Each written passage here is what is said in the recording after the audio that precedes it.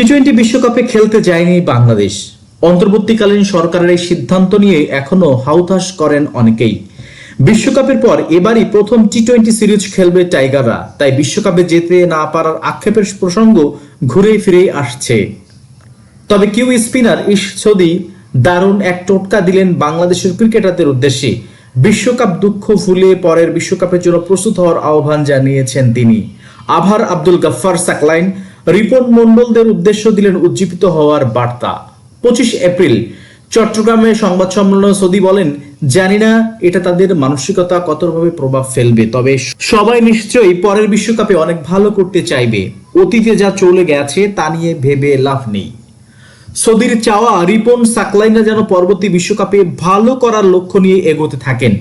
বাংলাদেশ খুব ভালো দল, সম্ভাবনা রয়েছে অনেক। এখন তরুণরা আসছে, কেউ কেউ এই প্রথম খেলবে, তার নিশ্চয়ই এটা ভাববে আমি আমার হোম ক্রাউডের সামনে দেশের হয়ে খেলছি। টি-20 বিশ্বকাপ 2 বছর পর পর হয়, ব্যাপারটা দারুণ। তাই বিশ্বকাপের জন্য এখনই তৈরি হওয়ার সুযোগ পাবে। যেটা চলে গেছে তা তো চলেই গেছে, সামনের বিশ্বকাপে নিজেদের প্রমাণের সুযোগ তারা পাচ্ছে।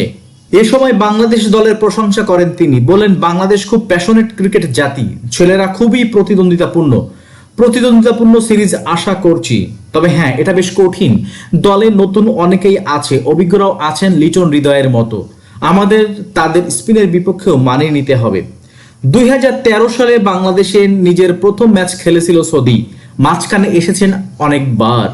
দীর্ঘদিন পর আবারও বাংলাদেশে আসতে পেরে প্রকাশ করেছেন উচ্ছ্বাস। আমরা এই চ্যালেঞ্জের জন্য মুখে আছি, ফিরতে পেরে ভালো লাগছে বলে তিনি জানিয়েছেন। আমি এই জায়গাকে চিনতাম চিটাগং হিসেবে, এখন দেখছি চট্টগ্রাম। জানি না কেন নাম বদলে গেল। বাংলাদেশ আগে টি-20 খেলা হয়নি আমার।